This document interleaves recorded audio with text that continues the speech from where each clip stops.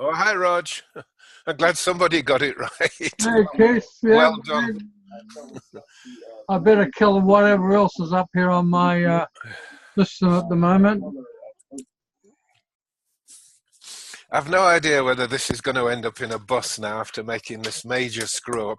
No, there's the Malcolm. The Malcolm's on the ball. Oh, good. Yes, good man. Well, he was, because he showed up an hour ago and I said, no, it's in an hour's time.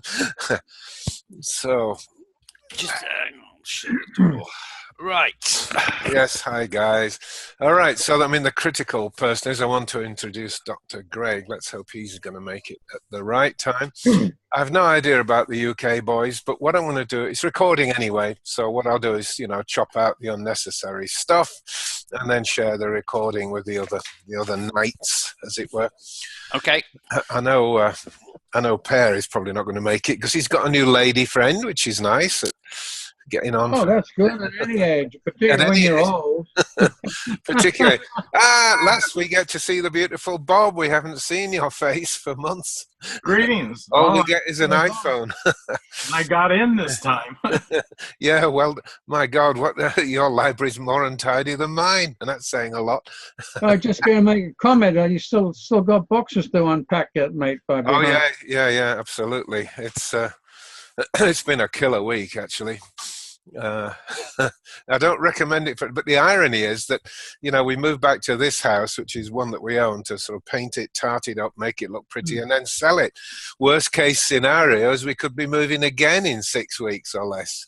Oh my God. Well, when I say worst case, I suppose that's a good thing because, we're going off to some nice properties up the hill as soon as we get the equity out of this house.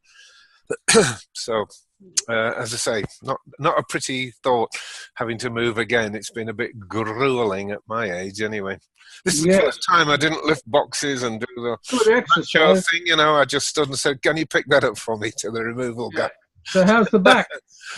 Oh, I never do harm to my back. I'm always really careful with it, honest. It's fine. No, it's like rubber. It's delicious. Okay. You obviously didn't play rugby when you were younger like I did. No, that's a fool's game, if you don't mind me saying so. That's rude. But, I found out that. They didn't warn me. Well, I saw them playing at medical school, and the guy, and they,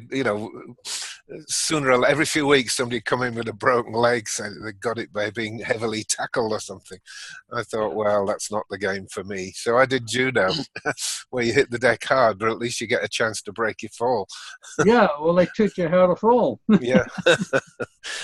Yeah. Okay, well, we'll twiddle our thumbs a bit while we wait to see who else is going to show up. But let me start by sharing this masterpiece. Hey, look at this. It's a ripper of a book. This is a fuck-off book, if you don't mind me. No girls on the call, are there now? It's got over 360 references. There's about 30 pages of references in the back. So every contentious word I've said, I've got, a citation for it. And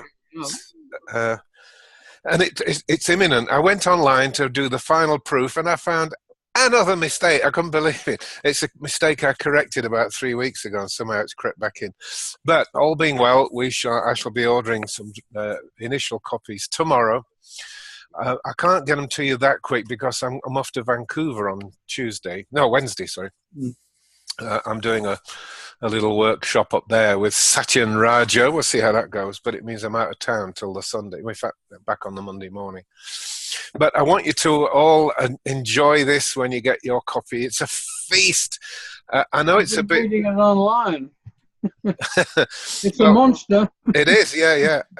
I know there's a heavy emphasis on psychiatry, but there's still plenty of... plenty of stuff in there about Supernoetics. And you did send us a PDF copy. I've already started reading. Yeah, good. Well, enjoy. I've really laid into the psychiatric profession, and here I am inviting a psychiatrist to come and join us. The difference is that Greg, I wonder where he is, because Greg has had piloting and he knows it works. So he's like, woo, this is good stuff. So that's unusual anyway. Yeah, you've got a couple of psychiatrists on your student panel, haven't you, Bob? Well, I've trained a few. Well, that's what I meant, kind of, yeah. Now they've changed their perception of reality. That would need a major kick up the ass. Well, you know, you mentioned Norm Shealy. Well, I noticed you changed his wording a little bit when I was talking with him. He said, "I've never met a sane psychiatrist." Oh, is that? I didn't realize you hadn't got that. Well, I mean, he has a quote in there by him, but it's like like he's seen a few of them now. Yeah. In your book. Hey, that's Greg. Good morning. Greg, hi. Good morning. We're just gloating over the book while we waited to see. I don't know if you read my emails, Greg, but I've royally screwed up this morning. I forgot the clock. Did you do okay?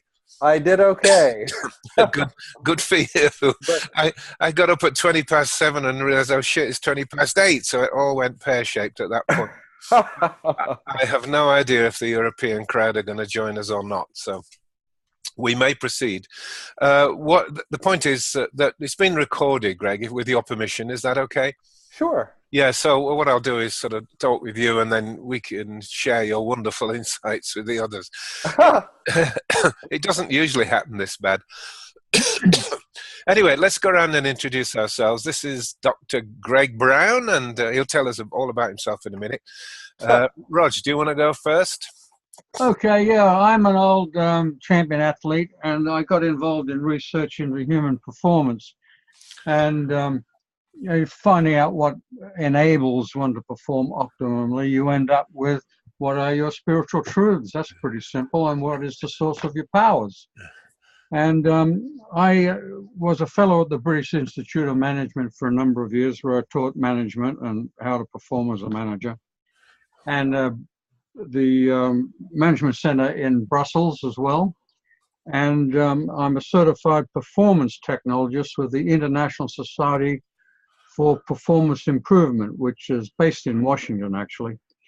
But they're a bunch of PhDs and, you know, the usual think stuff.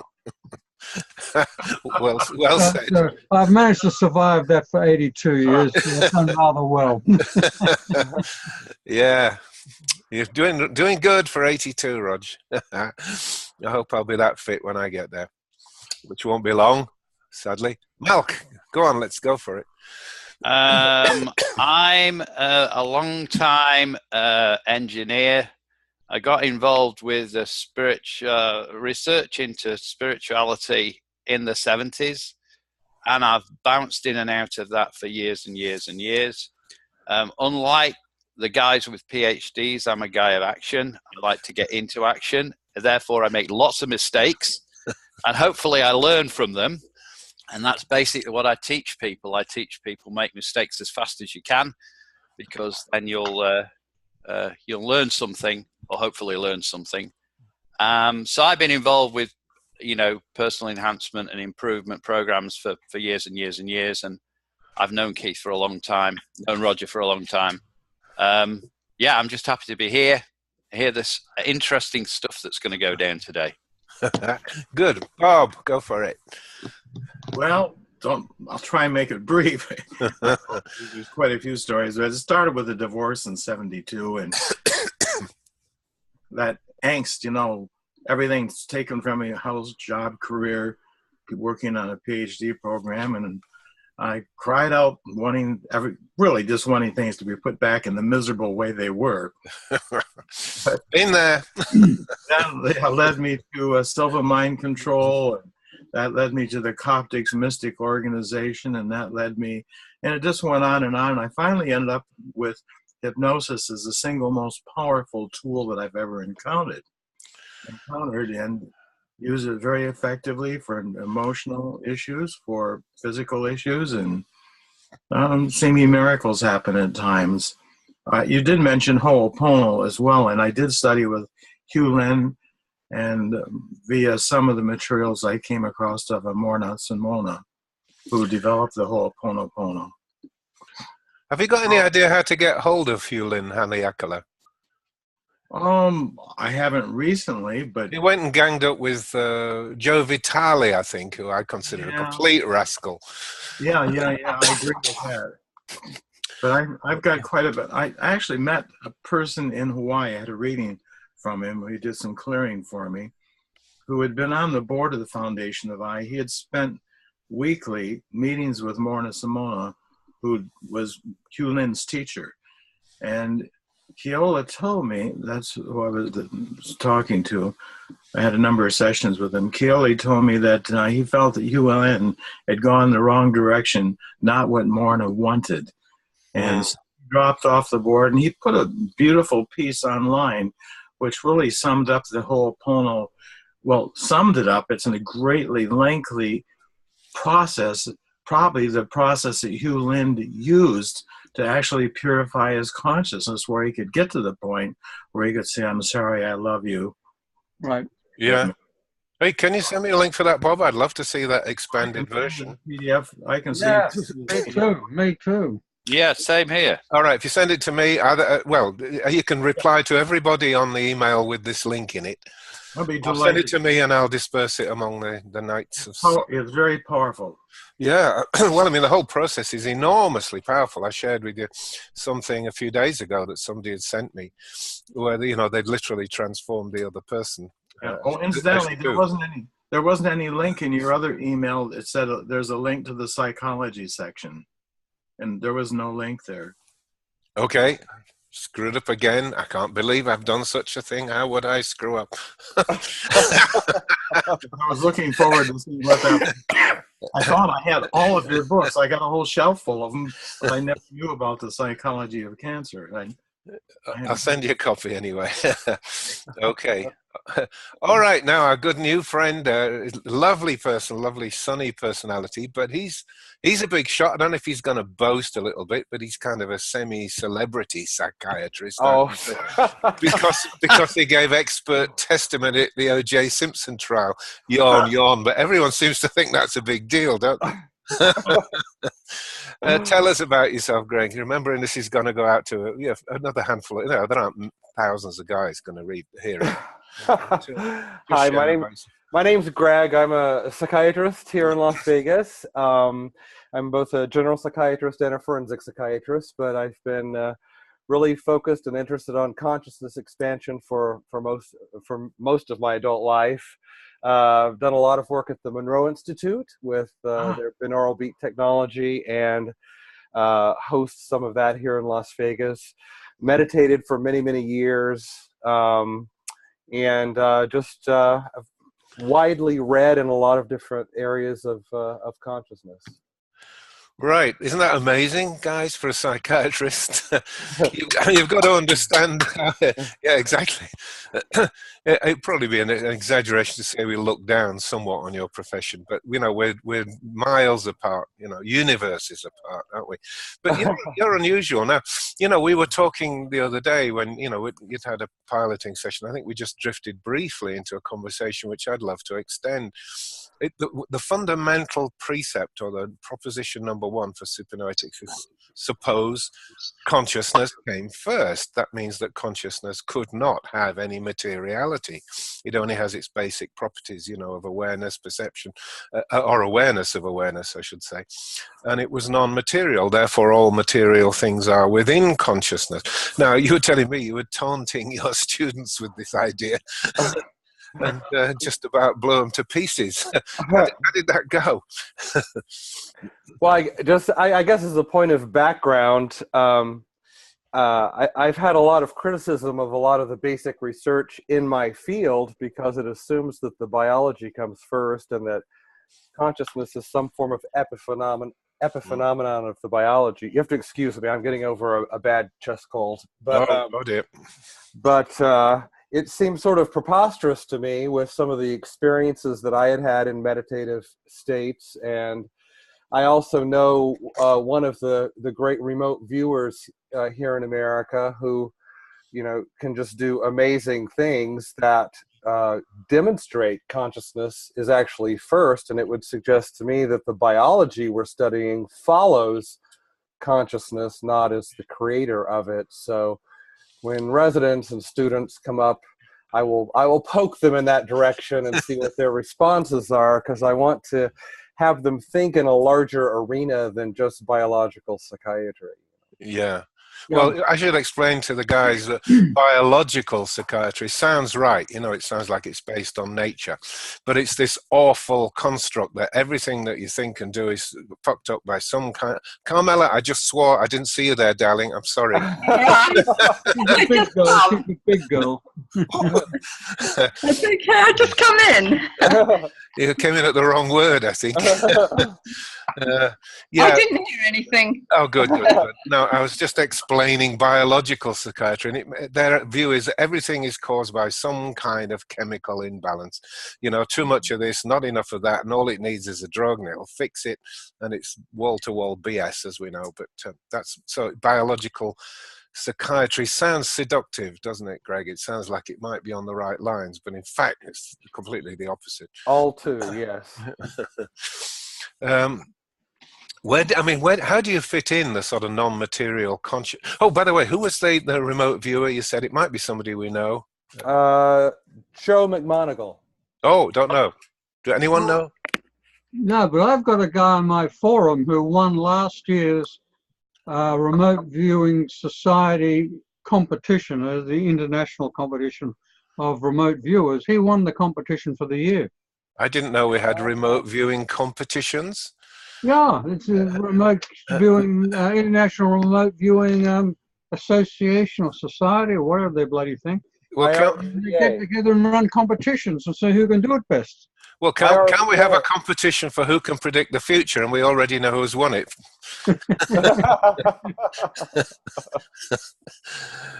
I was saying something, I've forgotten what. But anyway, I don't know that person. But no, I was talking with Hank Levin. A few guys on the call know Hank, Greg. Yeah. And he was telling me about a really interesting. Well, in fact, it was a kind of hack we started with, you know.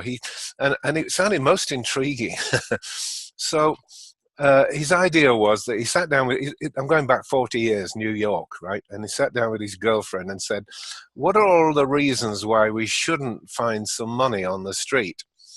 And I said, "That doesn't sound quite right to me. That's an out of accord procedure, you know." He said, no, it worked, trust me. And he went on to tell me they wrote it, you know, they brainstormed hundreds of reasons why they couldn't find some money on the street, and damn it, next day they found a wallet on the steps with $60 in it. There was no ID, just one phone number. So they called the phone number and said, "Did you lose some money in whatever area of New York it was?" And the guy said, "No." So they said, "Well, do you know anyone in this area?" Because obviously it was his phone number, so there was a good chance that he did know the owner of the wallet. Sure enough, he did.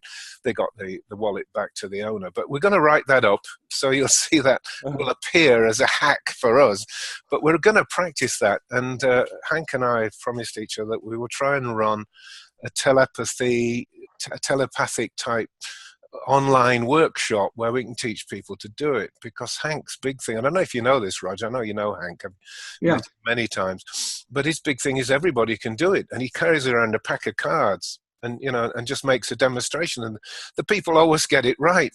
And there are apparently two answers. One of them, the smaller minority of people are, "Oh, that's fascinating." By far the majority go into a furious rage. How dare you screw up my reality? I was comfortable in this universe.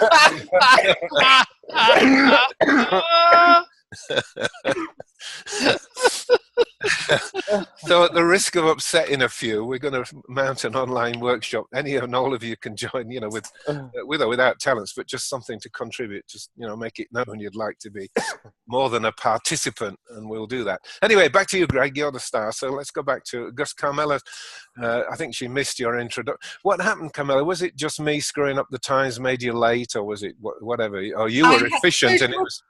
I had to go to a birthday party, and I hadn't seen your email. I got back and I took my coat off, and I thought I'd just have a little look before I make a cup of tea, and there it was. So I came straight on. Right, Carmela's in England, Greg.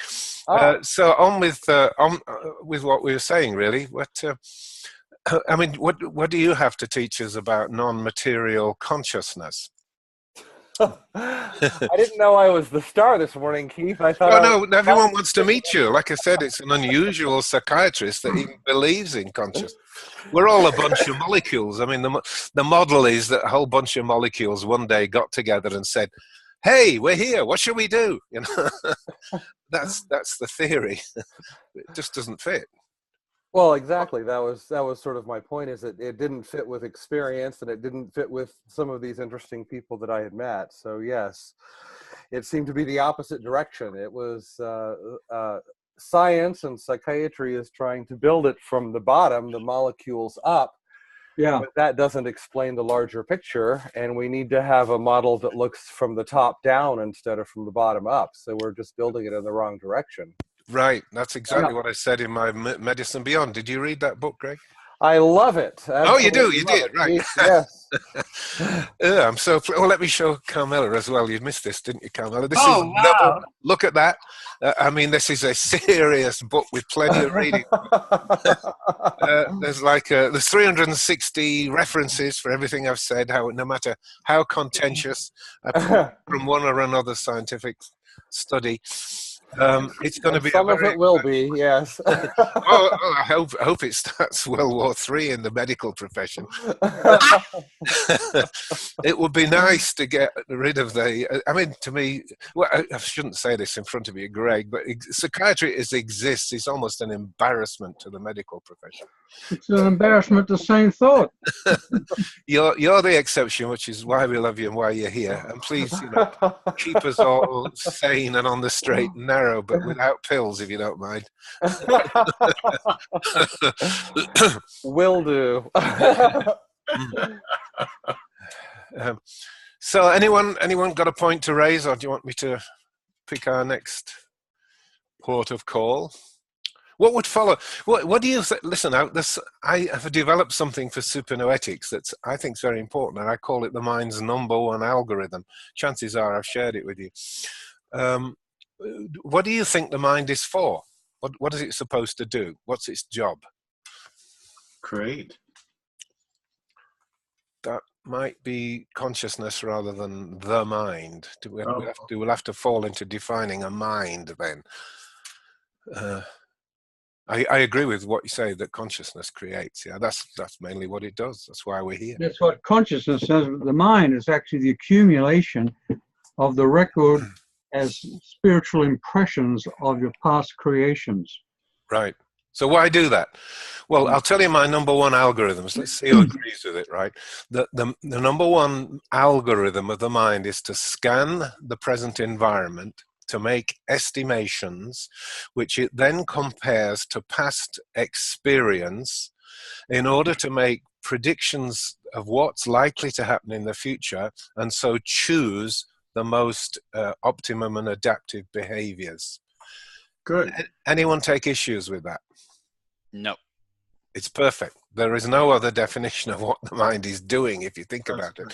But think where it goes wrong, right? It can go wrong with perceptions. If you're blind and can't see something, you trip over it. So you didn't take avoiding behavior. But the #1 screw up is the past. And we have these experiential memories which are all screwed up with charge. So they're obscured. We either don't want to look at them. They're painful, or they're black and all, whatever. Obscured with charge, or it's bad learning. You were taught crap, but that's gone into your memory banks, and that will also derail your predictions of what the future outcomes are likely to be. And then if you get the wrong future, of course, you're going to get the wrong adaptive action that isn't necessarily optimum. And of course, that's what we do. I think it's rather clever, actually, and I'm very wedded to it. If somebody can come up with a variant or a hole in it, I'd love to hear from you. I shall probably then apply the principle that if it doesn't agree with me, then it's wrong. As you do. Cognitive dissonance, it's called, yeah. Yeah. And I have a number 2, but which I want to go into. But the number 2 algorithm is around the subject of values. You know, it's to put values to perceptions, different scale of values to impressions and interpretations, and different values to the future that you'd like to see happen. Because of course you can choose a number of futures if you can figure out what's going to happen. You say, well, I'd rather get that than that, or that's even more valuable. So values do come into it. So I've kind of christened that the mind's number 2 algorithm. But I'm fairly sure that Greg would back me up that nobody's ever come up with this before. Greg, have you ever seen anyone define the mind's fundamental function? Not exactly in that way, no. Have you got something good that's...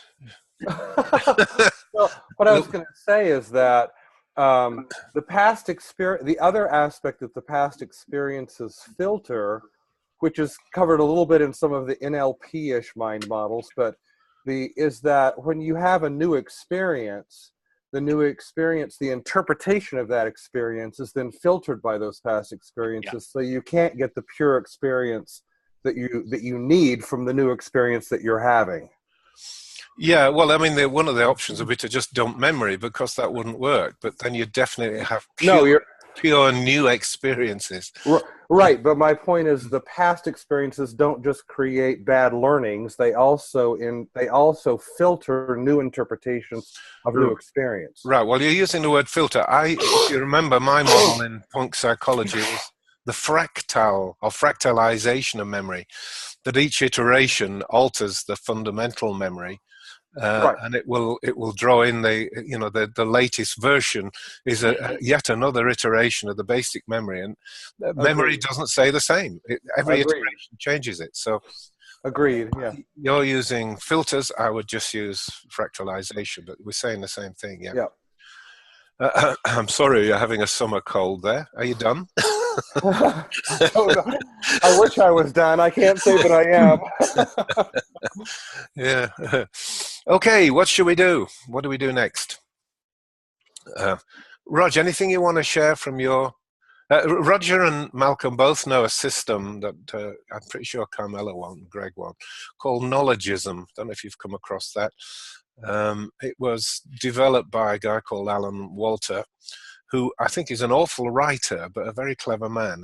I find his stuff almost impossible to read, but Roger loves it, and Malcolm as well. Oh, by the way, both of you, one or the other or both of you, was going to send me Alan Walter's writing on I call it pips. What do you call it? Dotting.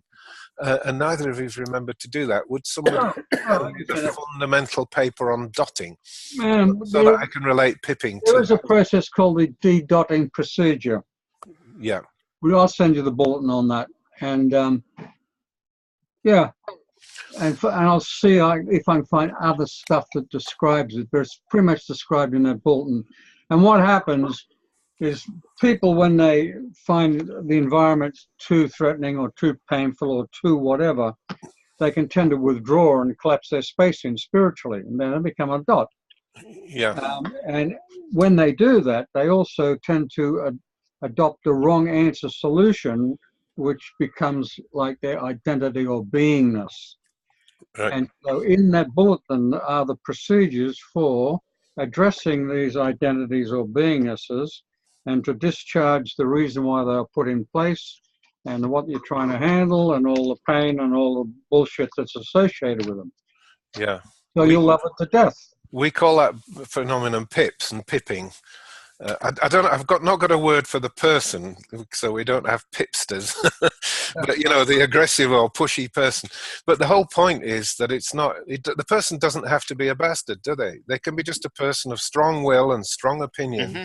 But if you give in to them, then you have shrunk yourself to that degree, and it doesn't. Even strong like me, I'm sure I pipped a lot of people because I'm very. People can get dotted by a shock. Yeah. People can get dotted by a shock. Not just a person. Yeah. Okay. Good point. Yeah. Yes, the total spiritual presence can be collapsed in as a result of a shock. We have a rundown for handling that. Mm. When a person is shocked, what happens is they lose their future. They retract so much, they lose their space and their future time. But we can fix it. We can fix it. Yep. Good. Carmela's having great wins using our version of that, which comes from Per Schutz, not from me. He calls it the Freedom Tools. Oh, Malcolm and I had an uproarious morning a few months ago. Really enjoyed working through it. Carmela, I know you're having some big hits with this. Do you want to share a couple of the cases with us? Yes, I had a lady who had a brother who never contacted her. And if she emailed him or telephoned him, he would make a very rude excuse, be very abrupt, and cut her off. And I did Freedom Tools with her. And within a week, so the next time I saw her, she told me the most incredible thing had happened, and that her brother had telephoned her, which she couldn't remember him ever doing, and asked to meet up. And did they? Well, I don't know. I never heard it before. Oh, I see. Okay. Well, we'll get the rest of the story from her one day. I mean, that was one incredible hit. Yeah. But I'm sure you're familiar with the personality demix. Demix. Personality demix, and that's I'm an not. interesting Anyone else? part. Anyone else? No, I'm not. This is Per Schiot's Freedom Tools, Yes. and it's a critical part. So I know what you mean. You mean the list of, separating self from others. that's right. That's a disidentification, I call it. But anyway, when people's personality get mixed up with somebody else's, and I had some amazing things there where people were completely unaware. Now, one gentleman whose mother had long died, but he kept talking about her, and he kept demonstrating that his behavior was a little like hers. So I did the demix on him, and it went on and on and on. I thought, gosh, this is never going to end. And then in the end, he said, I see. She's her and I'm me. A major feat of cognosis there. Yeah, it was incredible. Right. I was worried because I thought I'd never get away. Yeah, after half an hour of grinding away at the same question, you've got to have belief in your tools, haven't you? Just to keep going. Some of us here, we all know, some of us have run it for hours, not that particular one, but hours and hours and hours, and it just keeps going. And the GSR meter sometimes helps. It shows you the still charge crashing out of this thing. And you go on and on and on and on and on and on and on and on. But, if you're listening to the right signals and seeing the right biological changes, then you know to keep going. And in the end, we get that. So, yes, some well done. I didn't recognize the demix. Is that's the word that Per puts, is it? I use disidentification procedure. Yeah. I haven't seen your version, Lucy. I've only seen Per's. Well, it's his process, so I've not, I haven't done anything new with it, but the term disidentification actually comes from Alfred Korzybski. Yes. There is identification thinking, then there's disidentification. Korzybski he sort of came up with this concept of, everything equals everything else kind of basic thinking. I call it reductionist thinking. I can't think what else to call it because it is reductionist thinking. But it's like A equals A equals A, or probably more exactly X equals Y equals Z. Now, things that are not equal are made to equal each other in the mind. So to disidentify things, there are various grades of interaction with things, where you can associate things that are similar, you can disassociate them, they can be identified or disidentified, and and separateness and so on. All these different concepts apply to thinking processes, and most people have not a clue how these basic tools work. So one day I'm going to republish. Anyone know who Gregory Mitchell is? Greg Mitchell, okay. He's Irene Mumford's son, in fact, and he's come up with, he calls it gross errors of thinking. Is it gross errors of reasoning? Anyway, some very interesting stuff, which is quite fascinating in itself, because Greg Mitchell is a complete fool, a lunatic. Taking after his mother He writes really well. I first came across him after my first divorce. I met up with another girl, some crazy blonde in London, who it turned out Greg Mitchell was in love with. And apparently he was stopped on the way over from Dublin to come and get me with a sword. He had a sword and he was going to cut my head off because I was having an affair with this girl who he was jealous of.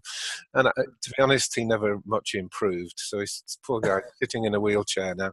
Had lots of strokes, but he's still being monitored and run by the CIA apparently. Even though he can't move, he's doing good work, and they've probably got several medals for him. He thinks he's in a very sad state, is Greg. I bought an intellectual property from him actually, which was from his mother, Dionysus. Peter Shepherd ran it for me. Oh, I should invite Peter Shepherd to come on the nights as well. You know, he runs a major website called Transformine using the digit 4, right? Transformine.com. And it's probably the biggest website in personal growth. There's, tens of thousands of pages up there. It's an awesome task he's done. Forgotten why I'm saying that. I should bring him on. Was the point I made. Oh yes, so I donated it to Peter Shepherd and he christened it the Insight Project. Well, I didn't like that because there was already an Insight workshop group, and as far as I'm concerned at the moment, it's the sort of failed purposes and lost universes rundown, shall we call it, for the moment. But it's pretty well on the back shelf. Okay, anyone else got anything to say? I've got anything to share? Otherwise, we're just almost up to our 40 minutes anyway. So I had a little bit to share about some of my thoughts about this whole idea of dotting, and when people get it's basically of overwhelm. And I look, all my experience is, if you fail to hold your position, in other words, whatever that position is, whether it's right, wrong, or indifferent, of course, there's no right or wrong, really. Right, wrong, or different. If you fail to hold your position, you will end up getting dotted. So this is what happens when you get involved with somebody who's got a very strong will, and you fail to hold your position. What happens is, of course, you now take on an identity that excuses you from holding your position, which now means that you're smaller, and therefore you've now reduced your power in order to exist in the same space as this idea that this other idea that you've taken on. So now identities get confused, and this is how people end up being like their mother, like their father, like their son, because they're overwhelmed by something that happened, and that's maybe caused by an experience in the past, like Greg said, that you get this filter of past experiences, like we know in Supernoetics.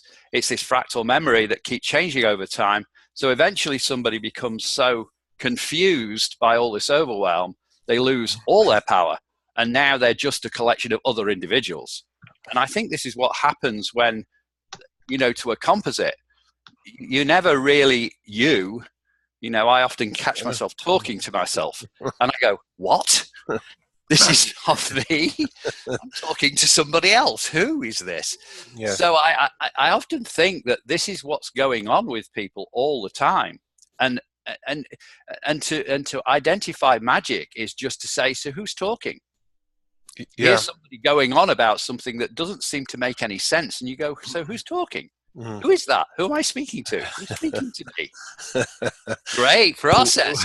Go, what? Hey, what? Who is that? Well, you get us all locked up, Malcolm. There is going down the street, say hello. Yeah, who are you? I'm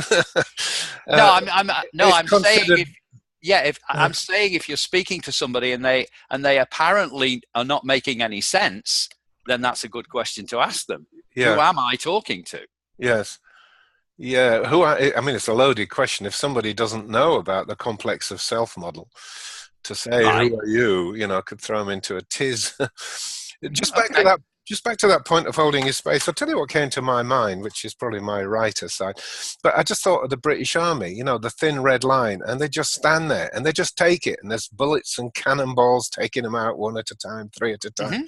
But they just stand there and they would not budge. Is that anything to do with why they were so successful? And they didn't have PTSD. They didn't have to go to the doctor for pills after they'd been in a war. Went to a dance and got drunk on champagne and laid a few women. So there's something in Sun Tzu that says if you hold the high moral ground, you cannot be defeated. Oh, I don't know that. That is, I think, number 2 on his fundamentals of why, you know, because he goes through the first chapter's all about why you shouldn't make war, why war's completely redundant and shouldn't happen at all. Yeah. Then the rest of the book is, if you have to make war, this is how to be successful. But one of his first principles is, in order to not have a battle, hold the highest moral ground you can. Because nobody can argue with that.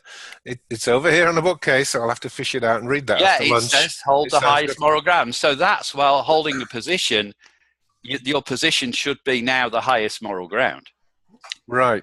Well, I suppose the British Army had the idea they were the best there was and weren't going to give in to some mere, you know, army of wogs and whatever they're... If you have enough conviction, I think that, I mean, you're going to create that conviction. Yeah. Okay. All right. Let's take a look at that. I like that. I could work on that. All righty. It's been an exciting Sunday morning before we wrap it up. Anyone else got a quick contribution? What about anything else you want to say to us, Greg? Yeah. What have you been actually working on, Greg, and coming up with as workable answers? As what? I missed the last part. Yeah, what have you been working on specifically with your research, and what are the workable answers that you've come up with? We love workable. Yes. I'm sorry, I don't have an answer to that question.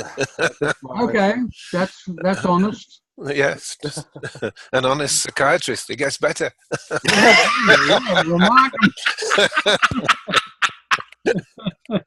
Good man. Oh my God. We are pulling your leg rotten, Greg, and I'm sorry, but you must have known you were in for this slightly. And we actually totally admire you. We totally admire you for being willing to be part of such a conversation and the fact that you're there. And I'll, in the next, before I go to Vancouver anyway, I'll get with you and arrange a time to resume our piloting that we were doing. I look forward to that, get down to some good stuff. Cool. Okay, Robert, you said the least. Come on. Step up to the plate, amigo. One thing I haven't mentioned before that I make extensive use of is Sanskrit mantras in my work. I was there at dinner when you mentioned it to me, but explain it to the others, yeah, in case. Well, Sanskrit, I used to think it was a dead language from India. And then after I had some remarkable teachers, I was asked to put together a workshop here in Lansing to teach some of the people here who had some interest in that topic. And while I was reviewing the volumes of information from my teacher Namadeva, I ran across, well, I already knew that, you know, there's 50 characters in the Sanskrit alphabet. And if you look at the chakras, the 6 basic chakras, that they have petals, sub-vibrations, and if you add those all up, they add up to 50. And those seers, tens of thousands of years ago, who could see the spiritual energetic anatomy, saw those characters on those petals and recorded them. That's the origin of the Sanskrit language, and there's sounds also associated with it. And if you think about the experiment, I haven't done it, but putting some iron filings on a smooth surface, and then you make the sound Om very loud, that those particles will arrange themselves into the outer yantra or form of Om. If you look up the symbol Om on the internet, that's how they arrange themselves. So Sanskrit mantras have the ability to shape physical materiality.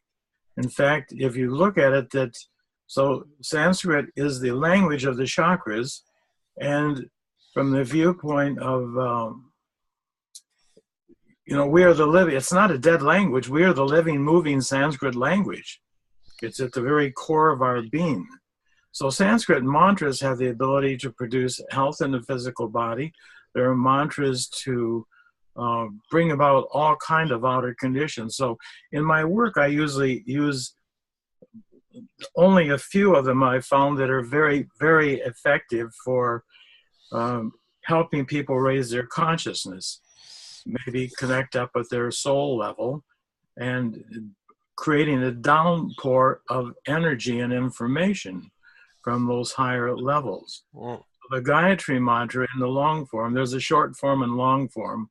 Most Indians are only aware of the short form, but there is a long form that I learned. It works with each of the created locus of existence and opens those portals.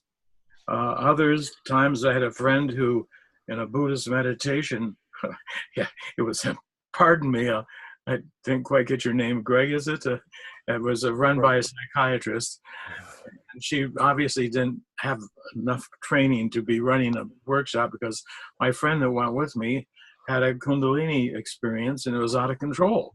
She was lying in bed just crying in fear because she was burning up. So I went to the psychiatrist and she says, oh, she just have a lot of problems in her life going on, which was true. She had never heard of Kundalini syndrome before. So I went back, and they say if you've only got one tool and it's a hammer, the whole world's a nail. Well, I've got a couple tools. One is hypnosis and the other is mantras. So I did a mantra, one of the Hanuman mantras, which makes the prana conscious. Makes the prana conscious. And it's, if you go further into it, is to clear all the darkness within us that's preventing the pure Kundalini Shakti. Sita is the name for that feminine energy, one of the names, preventing the pure Kundalini Shakti from ascending up the spine and being Sita being reunited with the masculine Ram in the crown, in which case it's awakening. So I use that mantra, asking the subconscious mind to use it to slow down the process, and for Hanuman to make the prana conscious so they could slow down the process, so she would gradually let the Kundalini, and it stopped within minutes, and she resumed the workshop. So so those are just a couple uses. There's other mantras that'll align the masculine and feminine aspects of our being and the body into alignment. It's a Rama mantra. And so these different mantras, I've only selected a few. I mean, my teacher knew thousands. I know maybe a couple dozen of them, but I've selected the ones that seem to be really effective when I'm working with people, to help them get in touch themselves as an energetic being and to open up that spiritual cord that connects us with the higher levels. So just wanted to introduce this because I haven't really talked about it in any depth in our workshops before. Bob, I'm a little bit resistant to strange Oriental language terms. What do you think would happen to the system or methodology if we just changed it out for more modern and scientific language? Instead of you saying Kundalini, I don't know what we'd call it. I mean, I know what Kundalini is, but, gave it a westernized term. Do you think it would spoil it? It wouldn't work? Well, you'd lose a huge amount of people who are understanding those concepts now. They would say, oh, you mean the Kundalini? Why don't you just come out and say it? Because there's many people that are they've heard the term chakras, they've heard of the nadis and the subtle nadis, and no alternate nostril breathing and other yogic disciplines for raising consciousness. Sure, we could give it another name, but I'm sure this collective group could come up with lots of titles to give it, like life force. Life force that resides at the bottom of the spine, and there's various yogic postures or different sounds that one can evoke that will help to raise it along up the spinal column,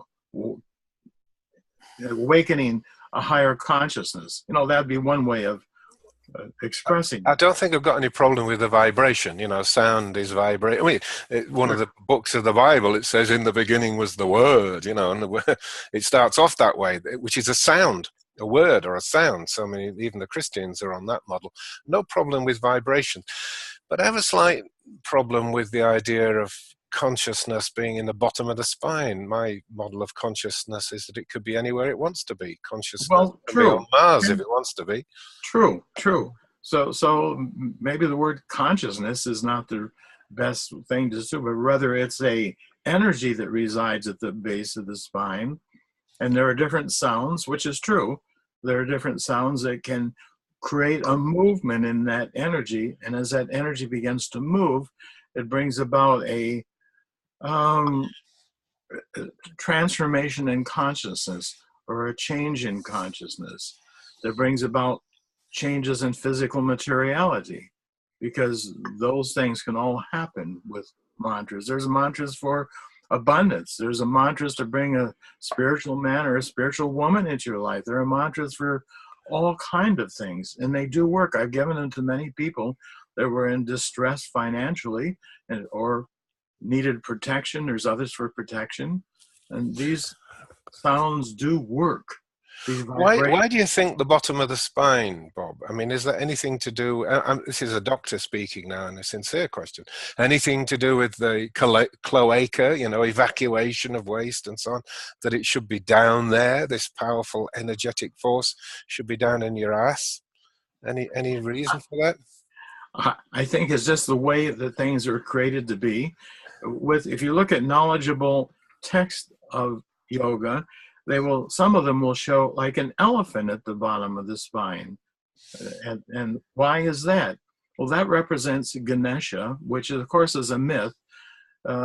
What happened in India is, as this knowledge began to accumulate over thousands of years, they actually wrote down their combinations of the Sanskrit characters and had them written up in palm leaves, and whole families became responsible for, when the mold would begin to develop, from recopying those over and over again through the years.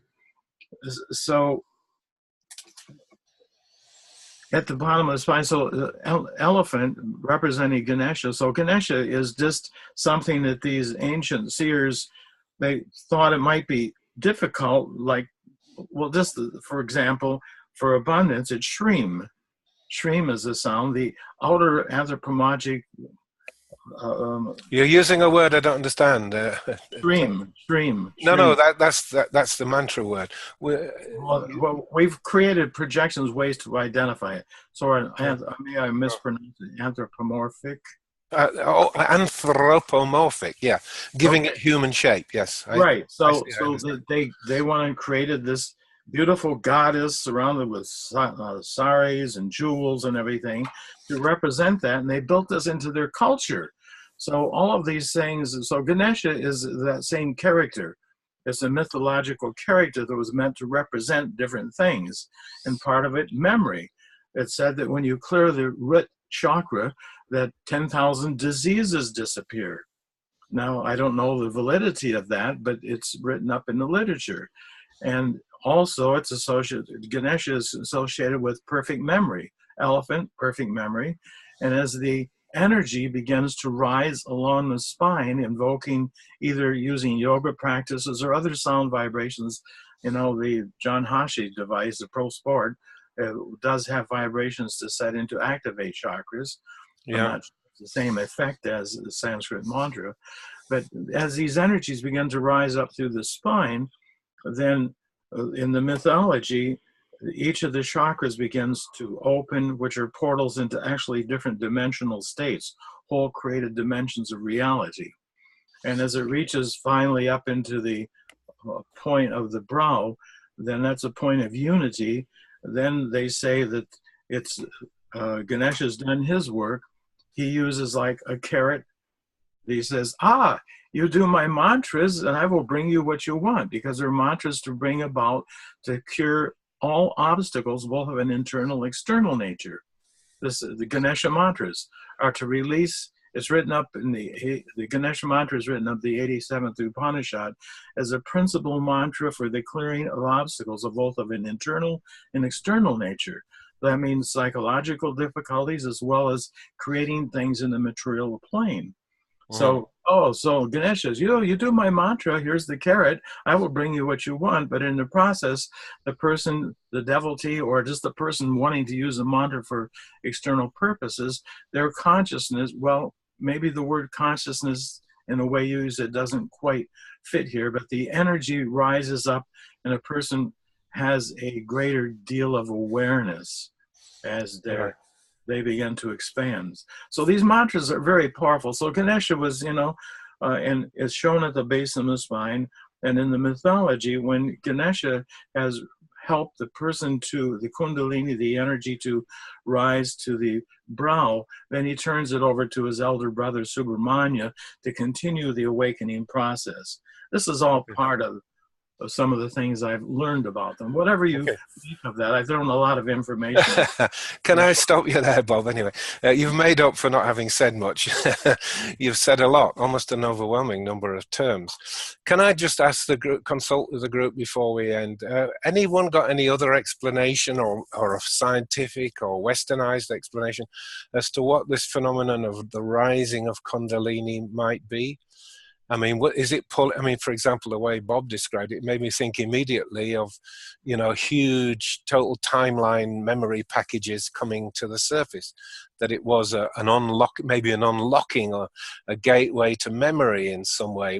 I mean, if you got hit by all of your total timeline at once, you'd certainly feel something moving. You'd probably feel the walls moving. Never mind your spine. Anyone have any thoughts of another model that might explain that? It undoubtedly happens. I've had, people come in as patients where it was obviously Kundalini, but the person was frightened out of their wits and wouldn't go anywhere near the origin of the phenomenon or the teacher that triggered it in them. They're just frightened and wouldn't ask for help. So unquestionably it happens. I'm just curious as to what it is in Western terms. It's all models, Bob, like that's the Indian model. Yes. We have a Supernoetics model in the same way we're taking the piss out of the psychiatric biological model. They're only models, so, yes. Yeah. Anyone have any other thoughts what Kundalini rising might be in Western physiology? Well, I think all people have experienced something in the paranormal. And I don't know that you would necessarily say it was Kundalini. I've had an experience where my hearing expanded and at the same time my sense of taste expanded.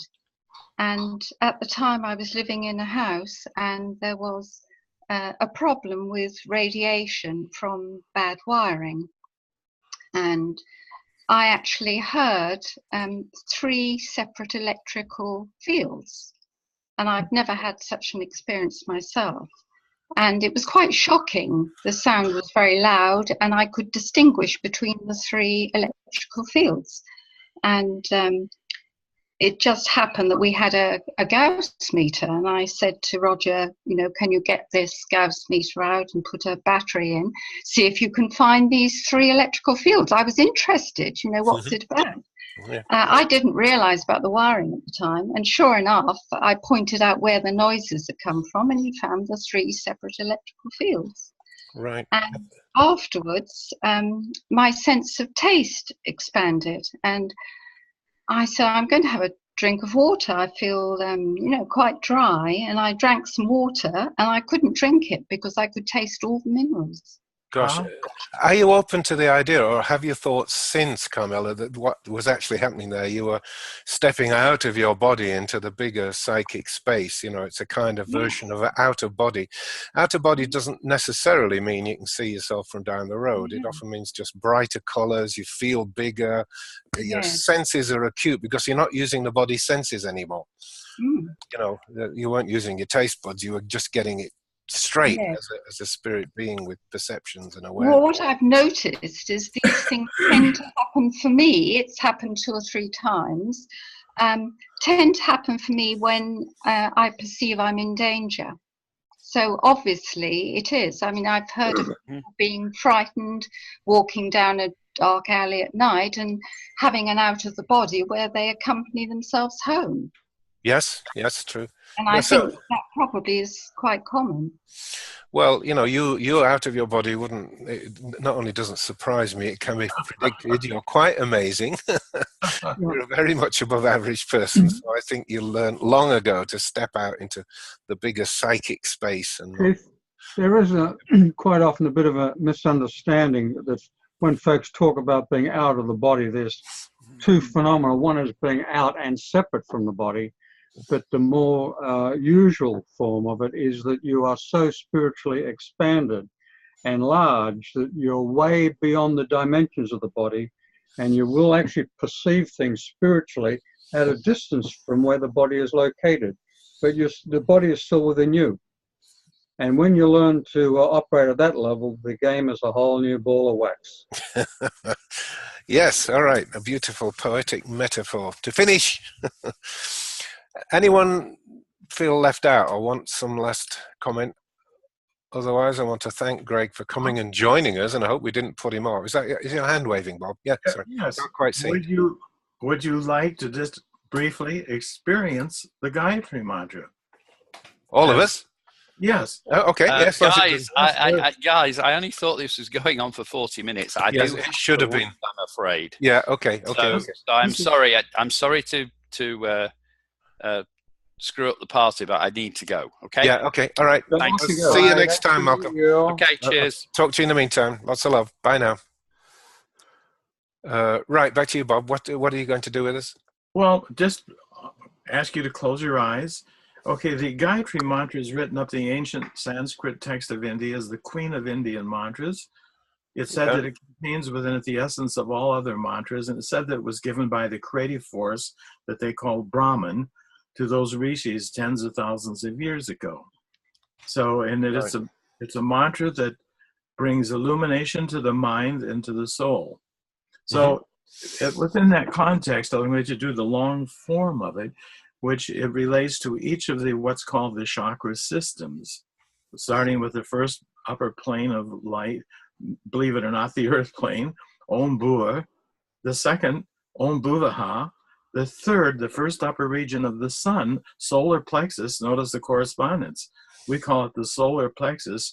In their system, they call it the first upper region of the sun.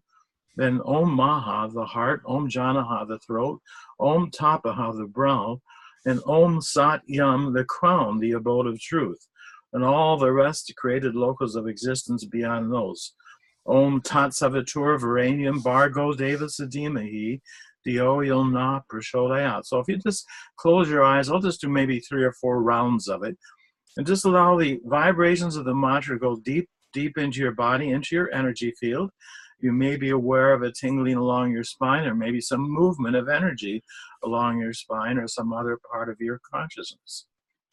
So, and you may feel the spiritual cord at the top of your head expanding.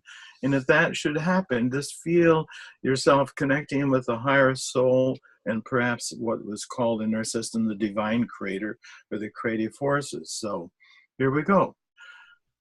Om Bhuva, Om Swaha, Om Maha, Om Janaha, Om Tapa, Om Satyam, Om Tat Savitur Varenyam, Bargo Deva Sadimahi, Dio Yona Prashodayat, Om Bhuva, Om Swaha, Om Maha, Om Jana, Om Tapa, Om Satyam, Om Tat Savitur Varenyam, Bargo Deva Sadimahi, Dio Yona Prashodayat, Om Bhuva, Om Swaha, Om Maha, Om Jana, Om Tapa, Om Satyam, Om Tat Savitur Varenyam, Bargo Deva Sadimahi, Dio Yona Prashodayat, Om.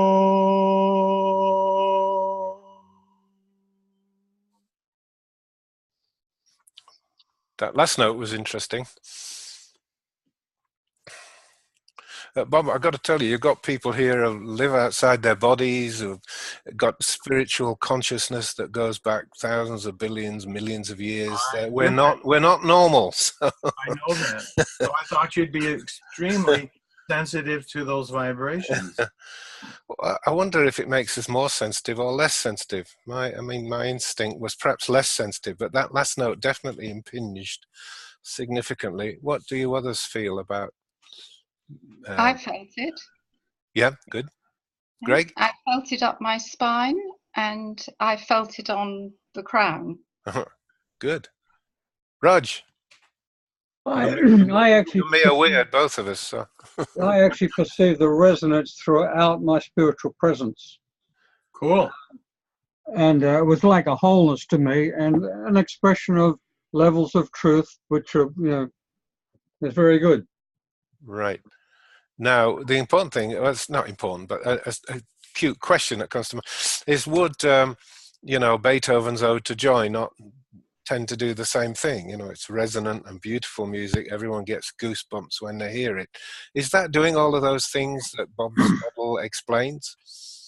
Perhaps we're not aware of it, but that's why we get goosebumps and tingling down the spine when we hear it. You asking Bob or me or who? Well, anyone that wants to answer. Bob, certainly I'd like to hear what Bob has to say. What do you have to say first, Rog?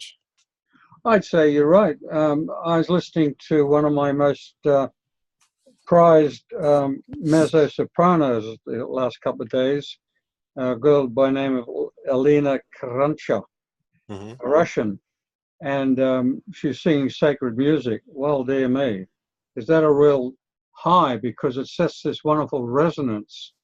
Her voice is quite magical. A lot of the Buddhist folk can actually sing at the same time in two pitches. Is that right, Bob?